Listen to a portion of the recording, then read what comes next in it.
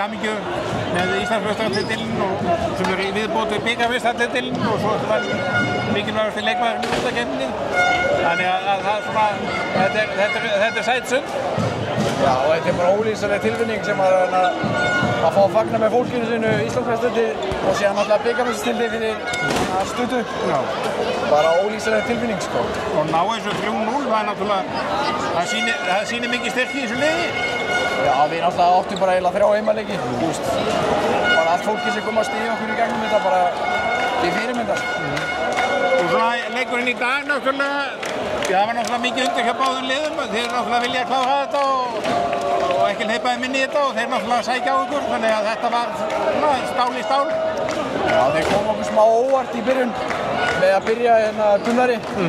Svona framliggjandi vörn, þeir hafa aldrei gert það áður og við fannst því svona að leysa vel í fyrri hálfleik, opna hornið vel en síðan í seinni hálfleik var mikið stress og menn að missa boltann bara eðlilegt held ég og við náðum að klára til lokin. Já, og þú náttúrulega eðlilega ánægð með bara eigin frammistöðu í þessu reyni.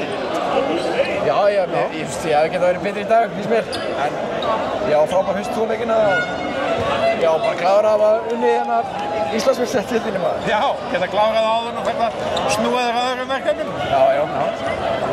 Þannig að það er gott að geta klárað þetta og fara einbytta sér öðrum. Já, bara og ljúka þetta með sínu benskuþélagi. Já, bara endur þetta svona. Það er bara það sem við erum búin að dreyma um. Við erum búin að dreyma um þetta bara mjög lengi. Að vinna þetta, bara horfum við til alltaf gæðin sem vinna þetta og já, bara heiður og vinna þetta. Þannig síðan 2013 og fram á síðast Íslandsmeistari, þá varstu bara 7-8 ára. Ég man alltaf eftir, ég man bara alveg fór á en eld í hausinn á okkur. Það er svo einu minningi mín auðvitað.